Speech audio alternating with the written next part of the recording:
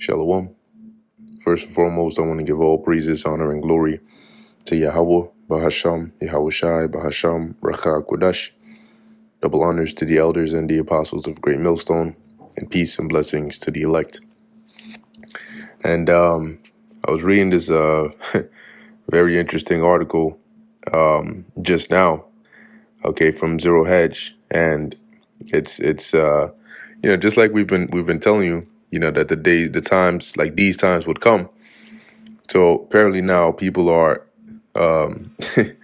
afraid, when coming out of certain shops like Home Depot with stuff in their cart, because you have what they call an aggressive migrants in the parking lots that some are robbing people, some are aggressively harassing them, anything to get some money or whatnot. Okay, and as it says here, New York Home Depot hires guards and dogs to combat aggressive parking lot migrants. A Home Depot in New York has hired armed security guards and canine units to protect shoppers from aggressive migrants and thieves in the parking lots, the New York Post reports. And like we said, man, the time is going to come where you're going to be leaving, you get your stuff, and when you get to the you get to the parking lot, you got others, that's their shopping. They don't go into the store. They wait at the store is the parking lot. Okay, and then when they when you step out, they shop. But it's gonna get worse, okay? Because once upon a time it wasn't like this, and now it is. So what do you think is gonna happen as this trend of societal decay continues? It's gonna get worse. People are gonna get more aggressive, because I was just reading another article where they said that a bowl of Chipotle is $39 in California, which is crazy. That's $40 for one bowl. So what do you think people are going to start resorting to?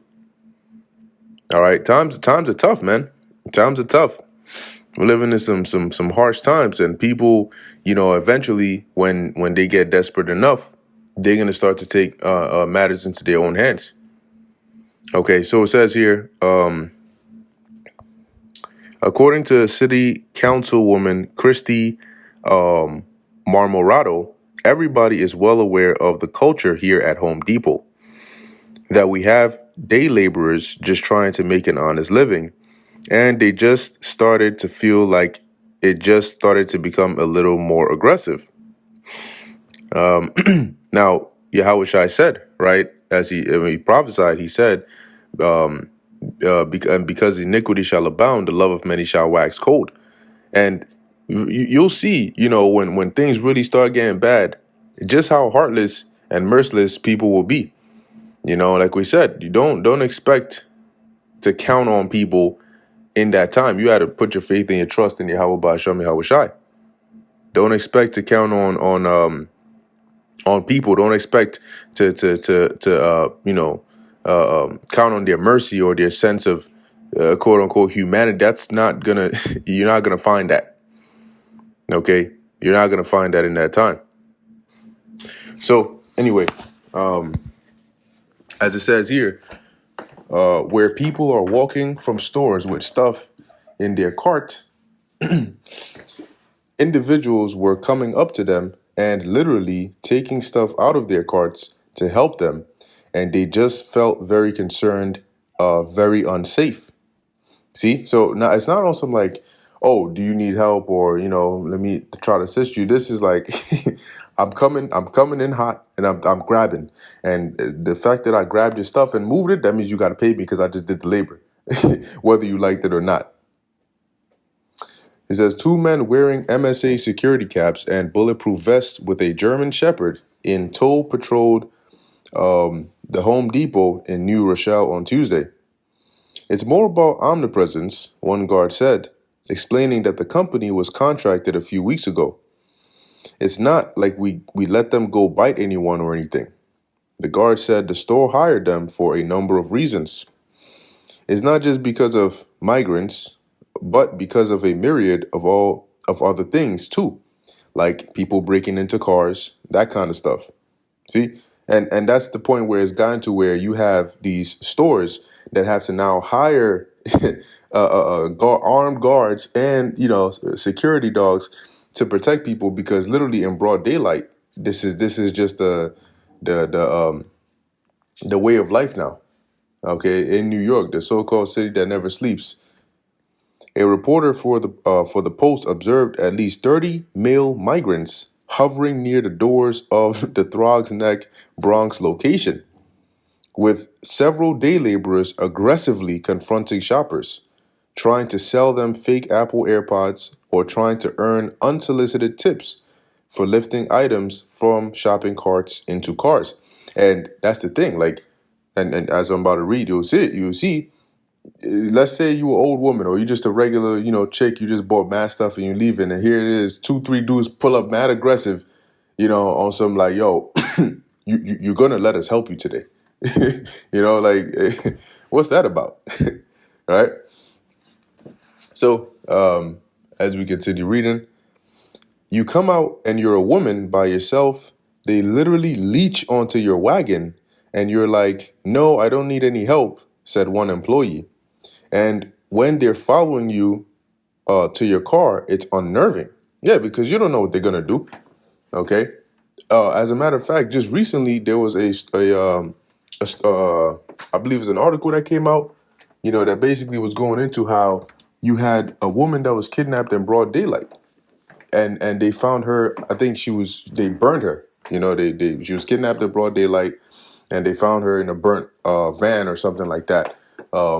Afterwards, now they said that they believed it was like a targeted thing, but yeah, literally in broad daylight, and I believe somebody was even recording it. See, so that's the point. That's the part where things have gotten. That's that's how crazy things have gotten, and it's even crazier to think that people still think that life is just going to go on as is. They're trying to blind themselves. They're trying to remain in the blissness of ignorance, but it's not working. Okay, it's not working. Anyway, the employee said that a female supervisor saw one of the men washing his private part with a water bottle in the lot, and that several women have called Home Depot customer service to complain of being robbed by migrants. See? So here it is. You working, this hard job. Your inflation is up, prices are up. So you manage to go and get the stuff you need just for somebody to rob it. Now what? Hard times. Okay, the scriptures say that the city shall be troubled. That's in 2 Ezra 15. And a part of that trouble are, this way of living. And it's just going to get more and more dangerous to the point where people are not going to want to leave their house. And you know what? They're starting to realize that the false image that this place has sold people is starting to to be torn up with reality, and they're starting to realize what the natural order of things is, which is like we just read here. What happened to the whole I'm a woman, I could do whatever, I could do it too type joint? What happened to that? Reality hits and you realize, yo, in reality, if there's like three dudes coming at you mad aggressive and shit, like, yo, when it comes down to it, if it comes down to fist, you're not winning that. Okay. I came out to work one day and there had to be 100 guys out here, she told the Post. And I'm like, oh my God. And the thing is, the second you come out, they coming up to you. They see you. Where you gonna go? You gonna speed walk and nah. And you'll find out that it's they're getting bolder and bolder with it. It's not just, oh, put your head down, ignore them and keep going and that's it. No, this is like I'm gonna read. They're coming for the stuff. Okay, whether you're down with it or not. And that's stemming from desperation as well. When you're desperate enough, you don't hear no. You just don't hear it because you need it to be a yes so bad. A regular customer at the store who asked to be identified only as Cheryl said she and her husband had a frightening encounter last month.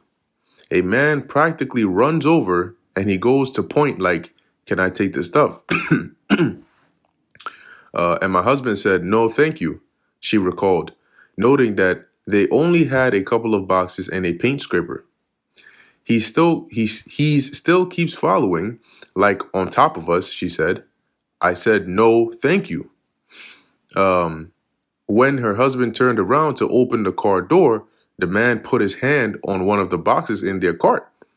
My husband said, "Don't touch anything," but the man didn't stop. And that's the part right there, right? That's the part right there where people are used to, okay, somebody's real bold, they're following you, they touch your stuff, but usually it stops at when you raise your voice or you turn around and you're like serious and you're like, "All right, don't touch it," and then they're like, "All right, chill, chill, chill," that kind of thing.